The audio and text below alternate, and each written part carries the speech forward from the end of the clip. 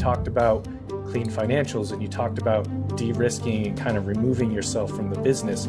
I would say that some of that de-risking probably doesn't feel good to the business owners. And you mentioned just that type A personality piece of it, but I think it's also going to cost you some money to do some of these things. Absolutely. It's going to cost money. It's going to take time, right? Rome wasn't built in a day. We know that, right? But here was my thought on this was it was an investment, right? And it was an investment from going from a 3x multiple to a much larger multiple in my case, right? From first offer to final offer, right? So I think that's important is if you do it right, the returns are going to be wild for you as a business owner. It's got to be a lot about just human psychology. Well, if I don't get my number, I'm just going to shut it down. Well, why? Like what? That's not better. 8 out of 10 times it's, they think it's a short process, like selling their house in a seller's market. It's just not that way. Hi, everyone. I'm Jason Balara, and this is the Know Your Why podcast. Today, I'm here with Mark Hartman, MBA. He's a New Jersey-based mergers and acquisitions advisor who helps business owners sell their companies for maximum value and peace of mind. He's also a best-selling author of Sweat Equity Payday, Sell Your Business Smart, Hit Your Number, Exit on Your Terms. So, Mark, I said before we started recording that I will let you tell your story, and I'm going to stick true to that because I think that always sounds better. But first, thanks for coming on the show. Thanks for taking the time out. As we discussed, you just came from a nice vacation. So thank you for jumping back into it with me, I guess. That's I much appreciated, but thank you for being here. Oh, thanks for having me, Jason. Really appreciate it.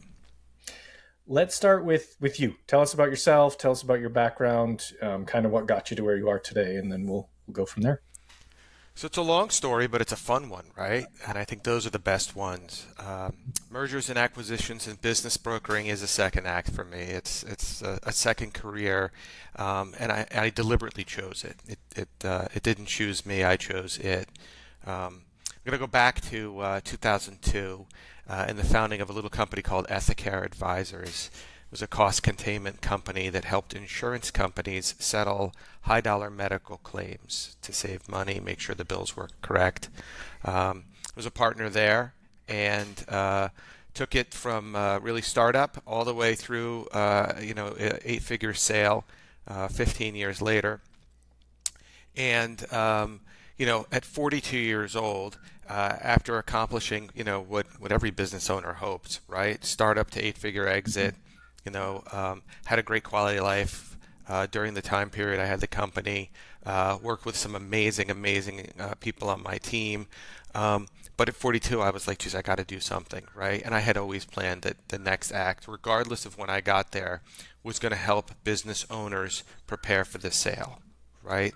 And get to the point where they could get their number, whatever that would be, because I saw in my own experience that if you prepare, you will get paid, and if you don't, you will not. And I think that's an important part of who I am as a person. And writing the book was a necessary thing, right? To teach business owners in a simple and a clear, concise way, from my own experience as an operator just like them, and my own experience as selling companies, what they needed to do to get their sweat equity payday. Yeah, it's a tremendously important topic. I'm curious. It sounds like, and correct me if I'm wrong, but it sounds like you had this in mind before exiting that business. That like you were already. So this wasn't a result of, oh, my exit didn't go the way I wanted it to. Let me turn around and show other people how they can do it maybe a little better than I did. But you were already thinking about this in terms of exiting your own business. So how did you get to that point? Because you said it, you prepare for the sale and you get paid, or you don't and you don't get paid. But like my experience in talking to other business owners, it seems like almost everybody is not preparing for it, right? And so for sure this is a necessary service and message, but how did you already know what to do, or how have that in mind going into the exit for your own business sale? So, experiences in life, right? So, back in 2009 and 10, a family member was selling their business in a forced sale scenario. It was a disability. And I helped them sell the business while they were disabled. And I'll tell you that in that scenario, it went well, but it was obvious to me that it could have gone a heck of a lot better had there been planning. And that kind of opened my eyes to this concept of exit planning, which I knew nothing about. Right, I didn't know anything about it. I didn't even know it was a thing until Yep. I was Googling around. Like, there's got to be some sort of way that you can make your business ready so that when a business owner has to take a step away for whatever reason, that the business continues to run, if not thrive, without them. Right. So I stumbled upon the Exit Planning Institute, and they offer a program called the Certified Exit Planning Advisor, which was in its infancy back in 2012. And I actually went to the program. I think I'm like SEPA number 241. I think they're at like 6 or 7 thousand right now. And that taught me um, how to build a game plan, how to be ready for when that offer comes. When I was ready to sell Ethicare, it wasn't that the company was for sale. It's that private equity kept calling me every day saying, "We want to buy your business, want to buy your business," and I Yep. kept telling them, "We're not ready, we're not ready, we're not ready." In all reality, we were ready. And somebody came to me and offered me a lot of money. And I hummed and hawed, and somebody percent offered me a heck of a lot more than a lot of money. And I'm like, geez, I got to take the money. But my business was ready for sale, right? So we had clean financials, Hmm. right? Our books were clean, ready to go. So much so that when we sold the company, I'll tell you a little secret. It was a stock sale, which is the dream of every owner, right? Because of Yeah. the tax implications. So my company was so clean, they bought the stock. So I'm digressing a little bit here, but in all reality, there's something to be said about um, you know, you have to make your business ready, right? So I took the classes necessary 2012, completed the Exit Planning Institute's Certified Exit Planning Advisor program, and that was 5 years before I sold my company, right? So I had 5 years to get the business ready. And one of those things was to deliberately make myself completely useless at my own company. Hmm. That was the hardest thing to do because you've only met me a little bit, but I'm a type A personality, and I like to be on top of everything, if you will. But in all reality, that's like the worst thing when you talk about selling a business, right? I want a business owner to tell me that he hasn't set foot in the door in 2 or 3 years, and the only thing he does is sign checks once a week. That's what I want to hear, right? I don't Yep. want to hear the top customer calls me on my cell phone on Sundays and places orders, right? So yeah, one of the things is de-risking, right? I talk about this a lot. You have to de-risk your business and get it ready for sale. And de-risking comes in a few parts, right? De-risk the owner, de-risk key employees, de-risk key vendors, de-risk key customers, right? Hmm. Um, I don't remember what the original question is, but I'm sure I've digressed a little bit here. No, no, this is great. I feel like digressions often end up in really valuable nuggets because so I mean, understanding that you were sort of thrust into to knowledge about exit planning because you encountered a situation where someone wasn't really prepared for an exit and it was forced. And I think like one thing to touch on there, just this is like to me one of the biggest keys in all like assets investing, whatever. Basically, don't be in a position where you are forced to sell, and that is regardless of what we're talking about, business ownership, stocks, real estate, in any scenario, being avoiding the forced sale, I think is a huge um, piece of the ability to win long term. And now when you insert that in the context of these businesses, it really does. You said it took you 5 years to sort of prepare your business for sale. It takes time. It's not like, oh yeah, I want to prepare for sale, I'll do it over the next 2 weeks. Like it takes a long time. And you talked about clean financials, and you talked about de-risking and kind of removing yourself from the business. I would I would say that some of that de-risking probably doesn't feel good to the business owners. And you mentioned just that type A personality piece of it, but I think it's also going to cost you some money to do some of these things in terms of, the stuff that you're doing in Absolutely. outsourcing it. Absolutely. It's going to cost money. It's going to take time, right? Rome Yeah. wasn't built in a day. We know that, right? But here was my thought on this was it was an investment, right? And it was an investment from going from a 3x multiple to a much larger multiple in my Right. case, right? From first offer to final offer, right? So I think that's important is if you do it right, the returns are going to be wild for you as Mm-hmm. a business owner, right? So Yeah. in my circumstance, the first thing I did was hired somebody to replace myself in operations. I found somebody that was smarter than I was, and I tried not to tell him what to do. I tried to tell him about our problems and let him solve them on his own. And I say try because inevitably I meddled in things. I'm not going to deny that. Um, but once I removed myself from operations, it freed me to sell more, right? So sales goes up. Then it Mm-hmm. frees me to hire some more salespeople to remove myself from sales, right? So I funded it in an organic way, and I think that that's an important thing is that you're right, you have to pay for it somehow. But if you do it the right way, I feel like in most cases it's going to pay dividends really big for an owner. Yeah. Yeah. Completely agree. The multiple expansion is um, obviously a huge piece. If you're in that range, right? Sometimes people might not get the same. You've got to increase the EBITDA by quite a bit usually. Um, but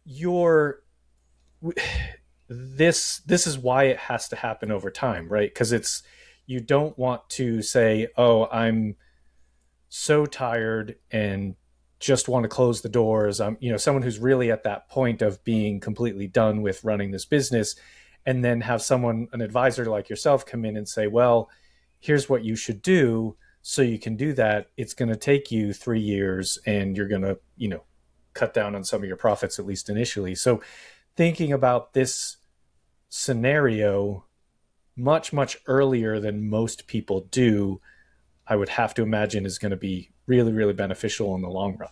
Are you planning a remodel or construction project? Overwhelmed by the process? Over budget? Extended timelines? Strained relationships? We are all too familiar. At Lark Construction Services, we help homeowners and business owners take control of their construction journey, from reviewing bids and contracts to catching red flags before they become costly mistakes. Our Clarity Audit is a one-on-one expert review of your plans, estimates, or current progress, giving you the peace of mind and a defined action plan to move forward with confidence. Don't let confusion lead to costly errors. Visit larkconstruction.com and schedule your free call today. Lark Construction Services, saving you time, money, and stress. It is, but you'd be surprised at how few people. I remember one day last year, somebody calls me. He's got a small contracting business, but nice, right? Calls me in the middle of May and says he plans to retire on June 30th, and he needs somebody to buy the business by then. Yeah, that's just not 40 some days. You want me to sell your company? I mean, I'm good, but that's just not possible, right? It's just not Yeah. real. Um, and that's sometimes the reality that I deal with when the phone rings. It's interesting that the perceptions of business owners about the sale of their business. Part of the reason why I wrote the book, right? Because I need to put this out there. People need to understand what it's going to take to sell your business on your terms, right? Mhm. Because many Main Street businesses, and I've heard different numbers. Some people say 1 out of 5 Main Street businesses won't sell, that they'll close up, right, rather than transition. I kind of believe that number, in many respects, because I see a lot of business owners that say, if I can't get my number, I'm going to shut down. Well, take something at least, right? Right. Right. Um, but or when I hand the keys to the new owners, I'm not helping them. Well, then you're going to get paid nothing, right? It shows me you have no confidence in your own business, or you have no confidence in the buyers, right? So it is very interesting, and shouldn't be forced, right, in any sort of transaction, Right. right? And when you're forced to sell your business because of death or divorce or disagreement or disability, right, or downturn, right, the 5 Ds, those are just horrible situations, and you're not going to capitalize, and that could leave you financially distraught in the future. Mhm. You mentioned, this prospective client calling you and wanting to be out in 45 days. I mean, that's I know that is unrealistic. You also mentioned that, you know, people say, I'm if I don't get my number there, and you said, well, get something. And so it's an interesting, it's got to be a lot about just like human psychology. Like, well, if I don't get my number, I'm just going to shut it down. Well, why? Like, what? That's not better, right? Better. It's not better to get nothing. And yet I believe that that is what happens a lot of times is people just decide I'm done and I'm just going to close it down. And so that, to me, that just makes these conversations so much more important, so that people aren't, oftentimes it's their life's work. They've owned this business for 30, 40 plus years, and now you're just going to stop. Like, what's the, but if you're forced into it, then that might be the only option. So, as a broker, do you, I don't, I think 45 days is probably an extreme example, but people coming to you as a broker, are they coming to you with realistic expectations in terms of prepping for sale and things like that most of the time, or most often they're like, no idea? 8 out of 10 times, they think it's a short process, like selling their house in a seller's market. It's just not that way. Yes, I've got lots of buyers in my database. Sure, I'm not going to deny that, right? But finding the right buyer, finding the right strategic and financial buyer to offer, on a business, sometimes it's difficult and takes time. Um, I hate to be pinned down on something, but if you want the God's honest truth, the answer is don't expect to sell your business before 6 to 18 months from the time we sign a listing agreement, depending on how much work needs to get done, right? If you've done a lot of the prep work, if you've got your early data room ready to go, and your files are all set up, and your financials are in good order, sure, maybe we can go to market in 1 month, and maybe we can get an offer in 2 months, right? And maybe you'll be happy with that, and maybe we can close in 90 days. But that's a lot of maybes that have to align themselves. Like that's like the moon, the stars, and the sun all aligning in one perfect alignment. It doesn't happen very often, and many times the first LOI you sign isn't going to be the deal that gets done. Right? You're going to have to go back to market because circumstances change. I, as a broker, try to eliminate as much of that as possible by making sure that, before an LOI is signed, that the buyer's got all the right information. They understand the complete picture of the business and what they're buying. Maybe it's me overloading them with information in some respects, but I feel like that's an important part so that we get a commitment that they're going to take it all the way through to the end, and they're not going to say, oh well, had I known this little factoid about the business, I wouldn't have made an offer, because to me that's a little bit of a failure on the part of the advisor. Right. The key is to make sure that we paint a true and accurate picture of the company being sold, and it is sufficient enough detail so that the buyer knows what they're getting into.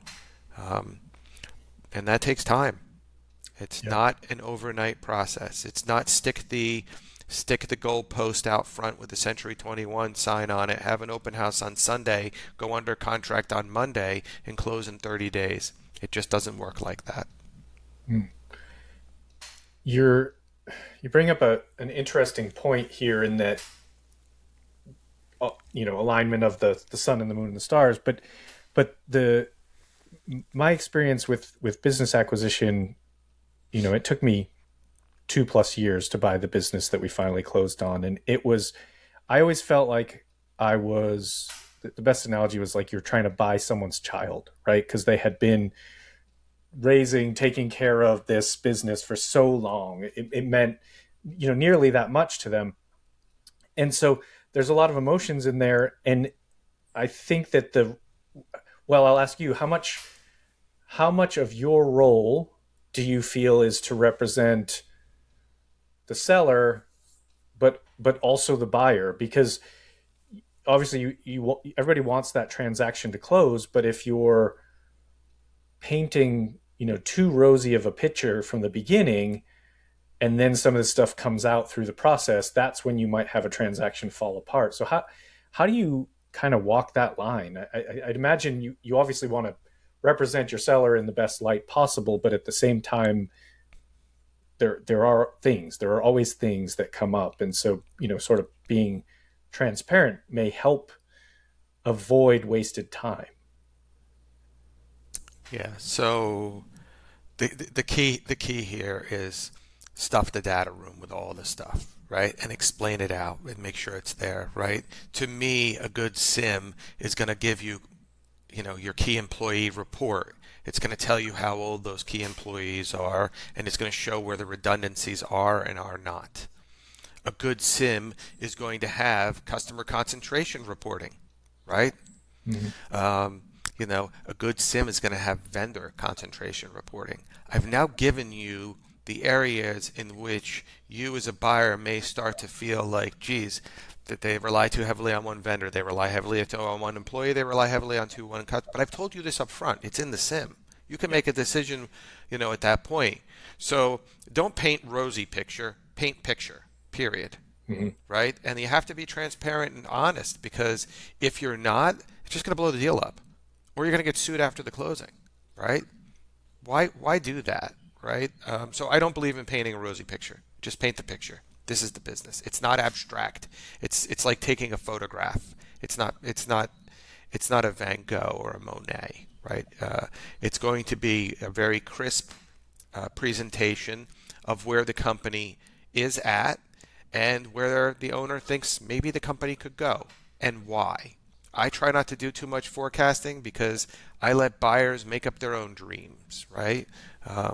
Or I'll let the buyer and seller have that as a conversation point for a meeting, where buyers always want to know, how do I double the business in 5 years? Okay, great. Let them hash that out one-on-one verbally and talk about it. To me, that doesn't necessarily belong in a sim on a upper Main Street or lower middle market business. But it's tough. It's tough because you get Yeah. you get buyers that sometimes think that sim should be, more, and you get sellers that think it should be less, right? So there is that delicate balancing act Right. for sure. What size businesses are we talking about here? What just for the listener, kind of explain maybe a rough idea of range that you're working in. Sure. So I refer to upper Main Street, right? Businesses with enterprise value 1, 2, 3 million, and lower middle market businesses generally picking up from there all the way up to 25 million. That's Okay. generally the space I play in. Okay. Can I And ask you a question? sure. When you bought your business and it took 2.5 years, how many companies did you look at, and how many LOIs did you burn through to get there?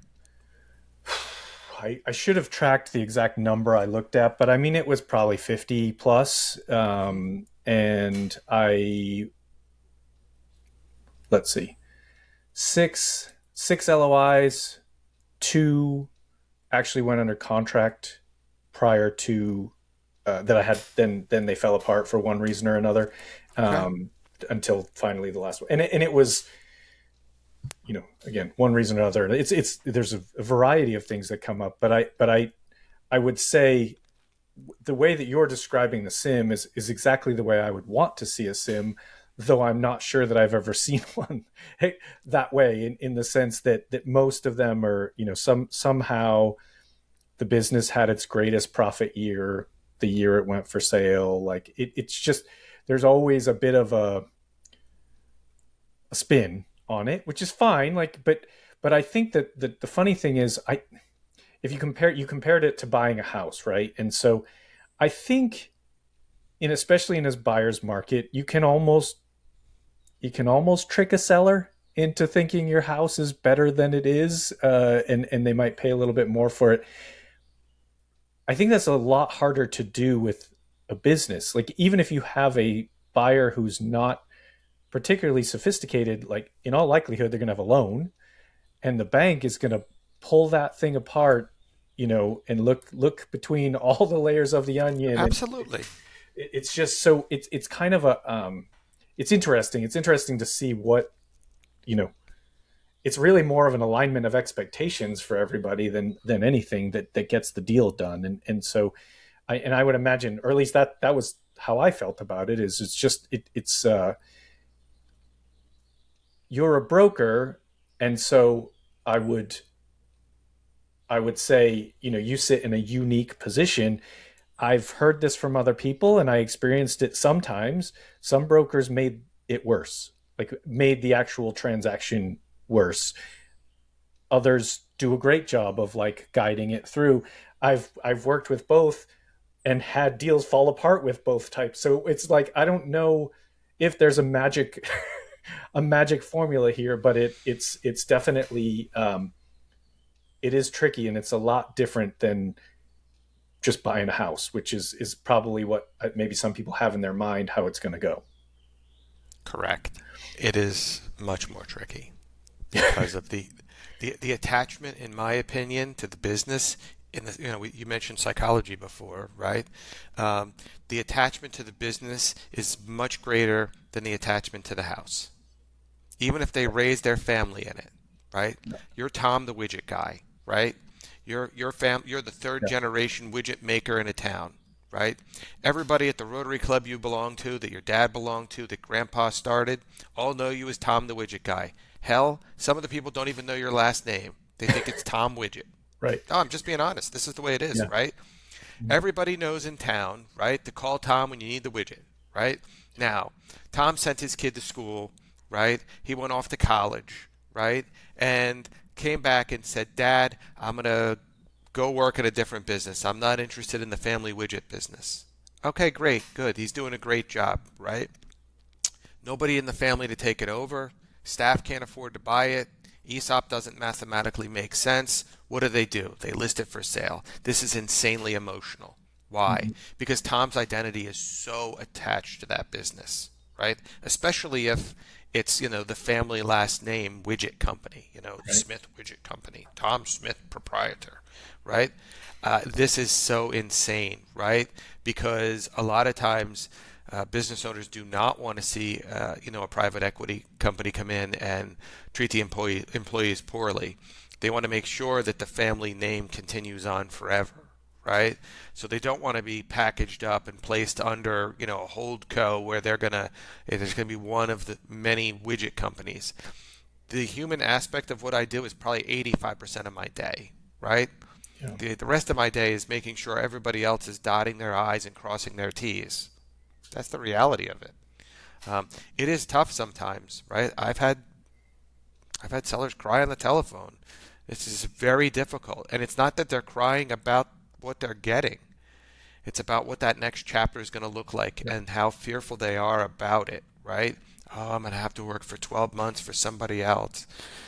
You're going to have to do that if you want to get paid. Yeah, that's the way it works. I mean, and I think that not I think it's important as an advisor to keep that human aspect in place, Mm. right? And to be empathetic to both sides, right? And to be listening to, the question behind the question from a buyer and seller and make sure that everybody's getting their questions answered early in the process, right?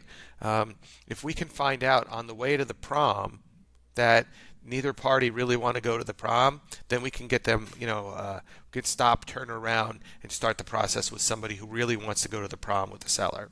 And I think that that's very important, and it's not uncommon in these deals that you're going to have that stop and start. Yeah.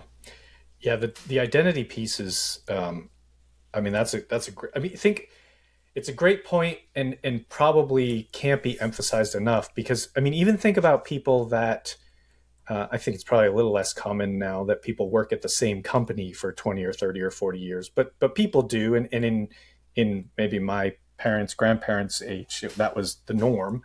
But even just retirement from a company that you worked for was in a lot of instances people, sort of losing that identity and sense of self. Now imagine it's your company and you built it from the start and you raised your family alongside of it and all, and like probably you had some sort of vision that your kids would want to take the business, and maybe that doesn't work. Like I just, it's all of these points, and I mean, I, you know, like I can see it. I can see it in my, I have young kids. I'm like, I would love the idea that someday they want to come work with me and take the business at some point. Like, but you have, the preparation piece is like, you have to prepare like none of that's going to happen. And even if it's going to happen, you still want to hand them off something good, right? Like you still want to Correct. hand them off a business that's got clean financials and is set up to not be a burden on them. So it's kind of like whatever your motivation is, someday you're going to exit, and you want it to be a good thing, not, it's a good chapter in your life. Like, look what I did. I made this amazing thing, and now someone else gets to carry the torch. It's you don't want it to be, um, I don't know, feel like a loss, I guess. And so, you know, that's where someone like yourself comes in, is being able to prepare for that moment with all of these, you know, with your book, and talk a little bit about the book. Actually, tell us, you know, kind of uh, how you approached that, writing that, you know, kind of where did that come from? Yeah, so it had been something I kicked around for a long time. I really had, because I realized that there is a gap of knowledge in the marketplace. Um, the book is designed for the busy business owner who is getting ready to sell and needs to understand what that's going to look like, right? Because everybody thinks about the marquee number, right? Oh, I got $12 million, I got $15 million for my business. Okay, that sounds great. But what were the terms and conditions? You Mm-hmm. know, did you have to leave behind $5 million dollars in inventory, right? Did you have to agree to stay for 3 years? Is there an earnout involved, right? So to me, it's, sell your business to get the number you need for your financial plan, but it also has to be on your terms, right? To create that legacy that makes Yeah. sense, right? And every business owner will exit. That's a fact, Mm-hmm. right? It's either they're going to exit vertically, right, on their terms, or horizontally. That's that, Yeah. right? It doesn't end well if you're out walking out the door going, I didn't get what I wanted, right? Or you die, right, before the exit. And if that was your strategic plan, please execute it as you see fit, right?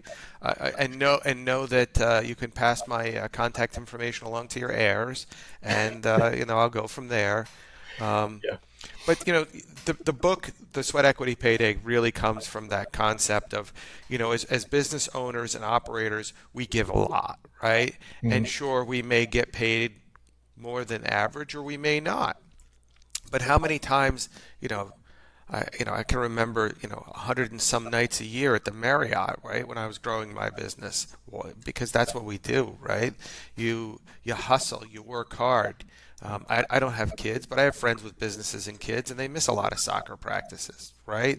Because they're traveling to conferences, or they're going to see customers, or they're doing continuing education courses. So we give up a lot, and we need to be paid for that. We need to be paid for that sweat equity at the end.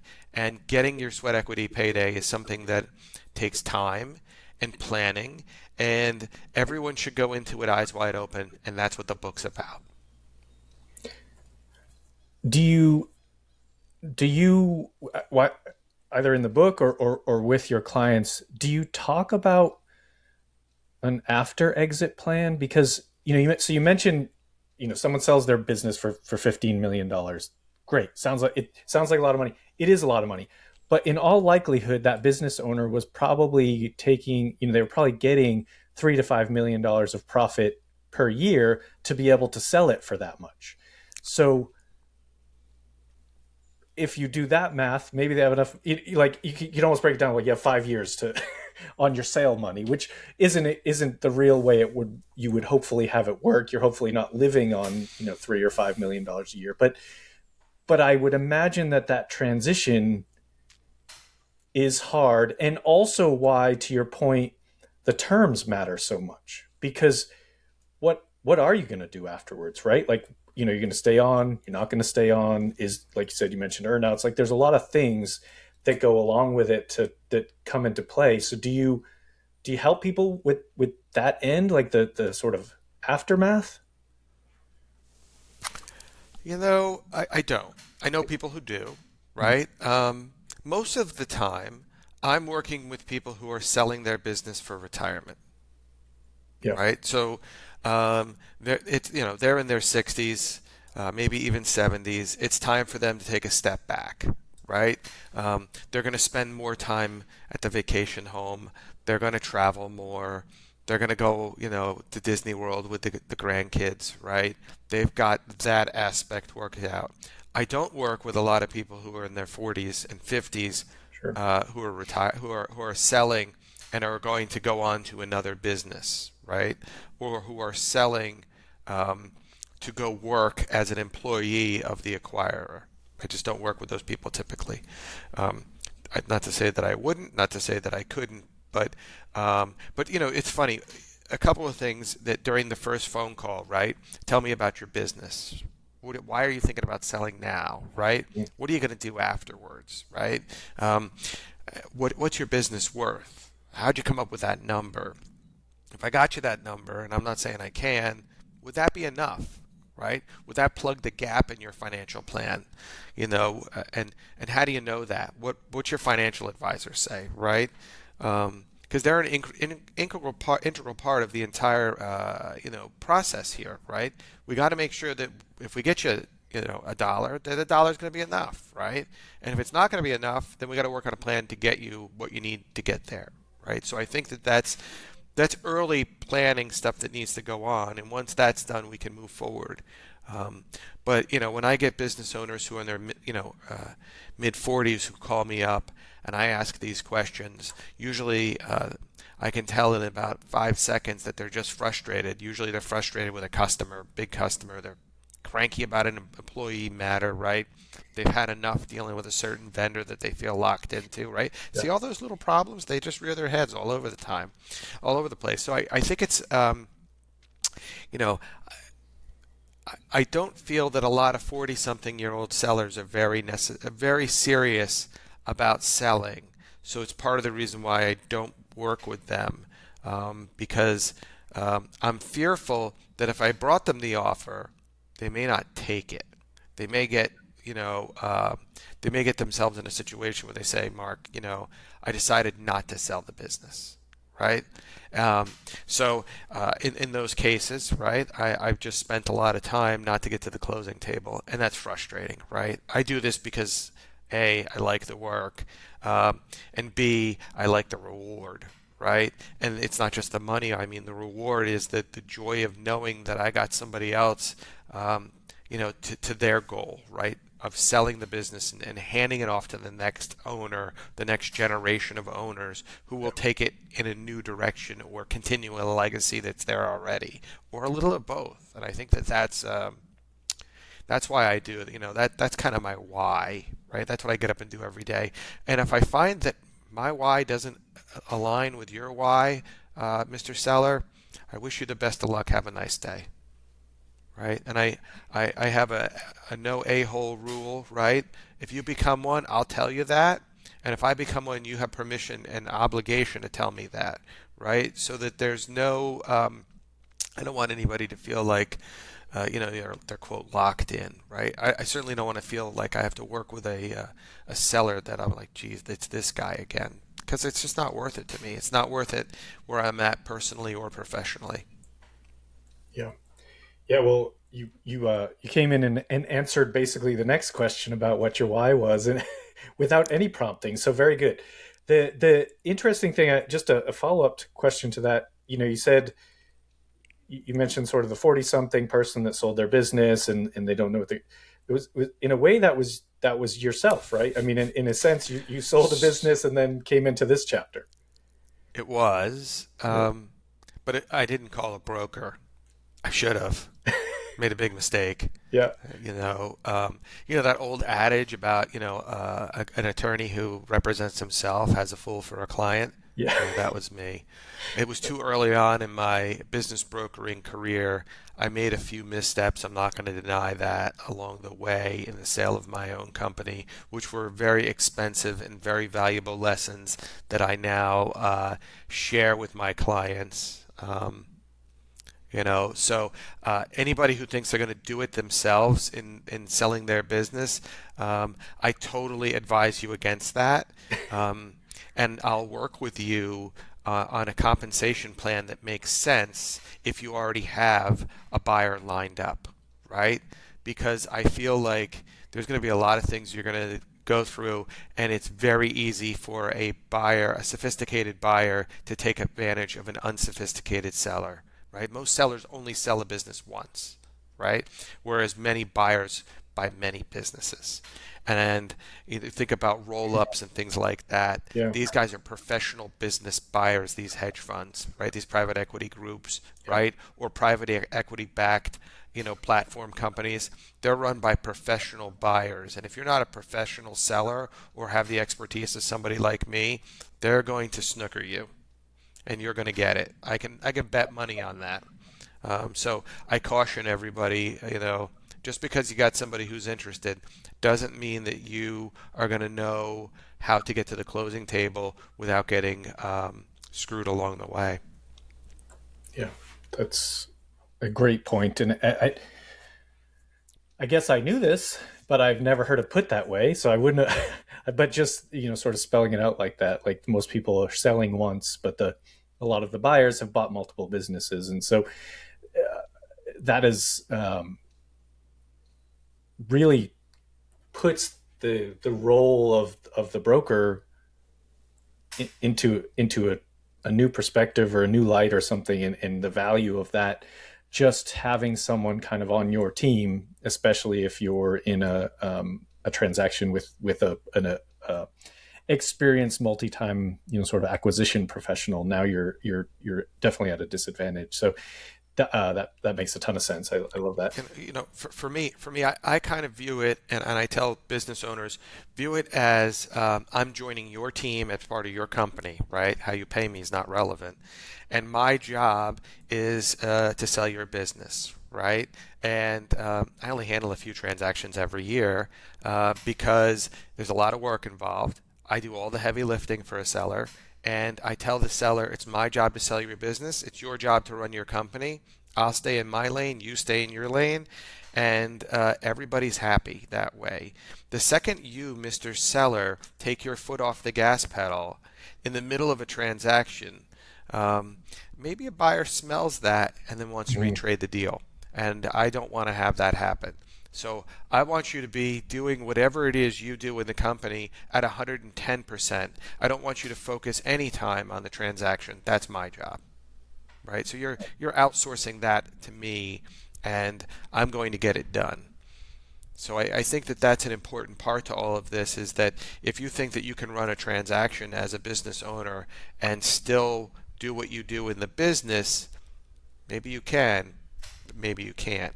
And if the deal runs longer, 90 days to get to the closing table, how will your efforts in getting the transaction done potentially negatively impact your company? That's something that people think about. Yeah. Yeah. No, that's a great point. Um, yeah, it's it's hard to run a business, and it's also hard to run the transaction, and so trying to do both well is probably next to impossible. So that's a phenomenal point. Well, Mark, this was great. I really appreciate you coming on. When people hear this and they want to connect with you, what's the best place for them to find you? All right, reach out through my website, hartmanroads.com, or catch me on LinkedIn. Can also buy the book. Little shameless plug here for the book, right? It's on Amazon, bestseller on Amazon, which has been an awesome, fun ride. The Sweat Equity Payday, and certainly if anybody wants to connect and learn about the sale process, I'll open that up. Anybody can just look it up on my website and schedule a call with me. Love to chat about business valuation and exit planning. Are you, just so people know, you're in New Jersey, but are you able to broker transactions in states outside of Jersey, or what's your area? So besides the 16 licensed states that I don't operate in, I work nationwide. And because I'm a member of the International Business Brokers Association, I have partners all over the country that I make connections with at conferences. So I know where the good brokers live in different states that are licensure, and I can connect people with them. So certainly reach out, and if I can't help you myself, I'll put you in touch with a good broker that will get you to the closing table. Fantastic. Well, thank you for coming on the show, sharing all that you did. I really do appreciate it. I think just a lot of insightful perspective from someone who's both sold the business and now helped others sell the business. So thanks for being here, Mark. Thanks for having me, Jason. I really appreciate the opportunity. Yeah, absolutely. Folks listening, make sure you connect with Mark. Please like, rate, and review the show so we can continue to get great guests. And as always, thank you for listening. Hey there, I am Dr. Jason Balara, and this is the Know Your Why podcast, where we explore the why behind success. Every week, I meet with real estate investors, veterinary entrepreneurs, mindset coaches, authors, and fitness professionals to uncover their why and how it drives them on the winding road to success. What is your why?